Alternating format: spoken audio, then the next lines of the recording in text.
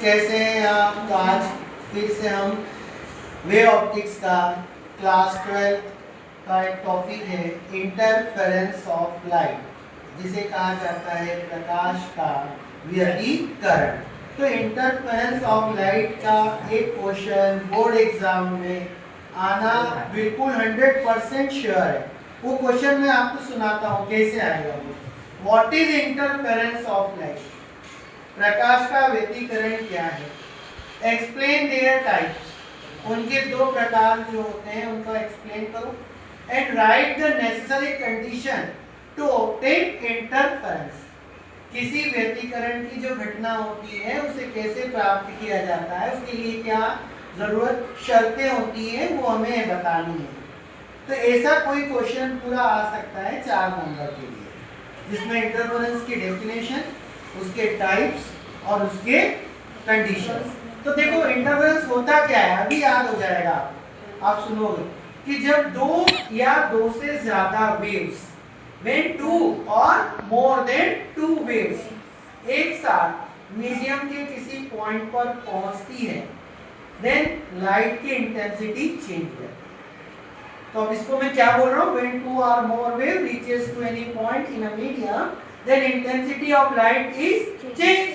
This phenomena is called interference of light. इस घटना को हम क्या कह रहे हैं? प्रकाश का व्यतिकरण। आया समझ में कि जब दो या दो से अधिक तरंगे माध्यम के किसी बिंदु पर एक साथ पहुंचती है तो प्रकाश की तीव्रता में परिवर्तन हो जाता है, जिसे प्रकाश का व्यतिकरण कहते हैं।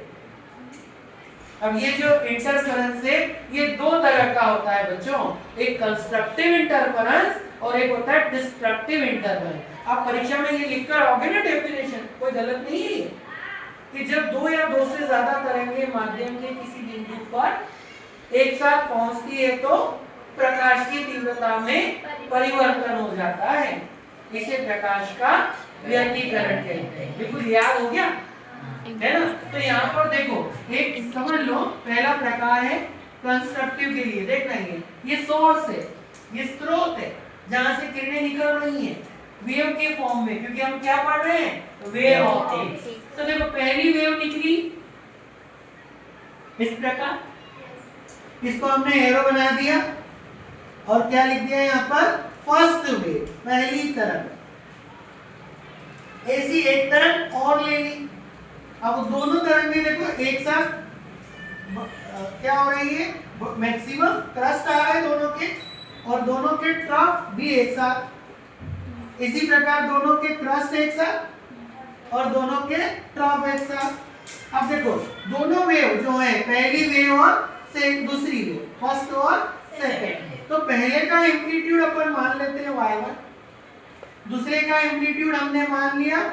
तो जो दोनों तरंगों से जो बनेगी परिणामी रिजल्टेंट वेव, उसका जो एम्पलीट्यूड होगा वो इन दोनों के वेक्टर सम के बराबर होगा। ठीक है, तो अब y1 और y2 मान लो, अगर ये 3 है ये 4 है, दोनों को प्लस करोगे तो क्या होगा, 7। तो यहाँ पर जो रिजल्टेंट वेव बनेगी वो तो और इससे अधिक होगी, क्योंकि दोनों वेव के सुपर इंपोजिशन हो रहा है यहाँ पर। देखो इस प्रकार से हमें तरंगें मिल रही है। तो ये कहलाता है कंस्ट्रक्टिव, क्या बोलेंगे इसको, कंस्ट्रक्टिव इंटरफेरेंस, जब लाइट की इंटेंसिटी क्या हो गई, बढ़ गई। हिंदी में हम बोलते हैं इसको समपोषी व्यतिकरण, कंस्ट्रक्टिव इंटरफेरेंस। तो अब इसकी डेफिनेशन क्या है कि when two or more wave reaches to any point and crust, इसको बोलते हैं crust, उसको बोलते हैं trough, of both wave come in same direction, crust and trough of both wave come in same direction, then intensity of light is increased। तो light की intensity क्या हो गई, बढ़ गई। इसको हम क्या नाम दे रहे हैं, कंस्ट्रक्टिव यानी समपोषी व्यतिकरण।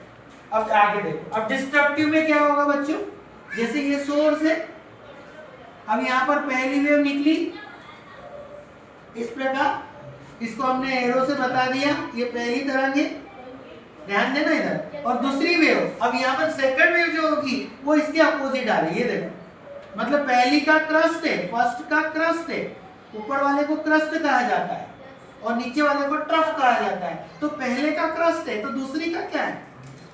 बोलो बोलो। ट्रफ है ये, पहले का क्रस्ट तो दूसरे का क्या हो गया? ट्रफ। अब देखो पहली का ट्रफ है तो दूसरी का क्या हो गया? क्रस्ट हो गया। इसी प्रकार अगर हम फिर से बात करें, फिर एक क्रस्ट फिर ट्रफ, तो यहाँ पर जो इंटेंसिटी है, मान लो पहले की y1 है और दूसरे की क्या है? y2, तो ये ओरिजिन है, इसके ऊपर क्या होता है? पॉजिटिव, इसके नीचे क्या होगा? तो यहाँ y2 क्या रहेगा? नेगेटिव रहेगा।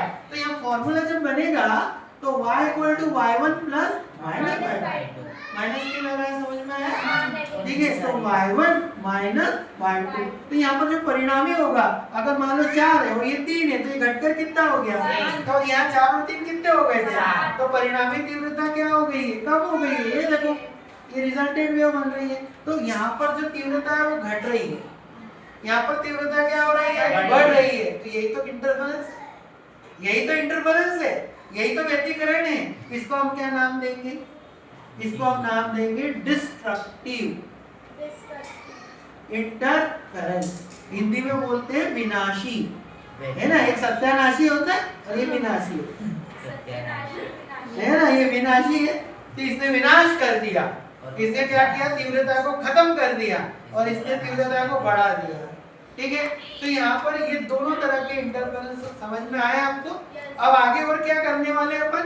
शर्तें बताने वाले हैं, क्योंकि व्यतिकरण हमें कैसे प्राप्त होगा। सुनिएगा, पहली शर्त फर्स्ट है कि दोनों के एम्पलीट्यूड क्या होने चाहिए? लगभग बराबर होने चाहिए। दोनों वेव के एम्पलीट्यूड क्या होने चाहिए?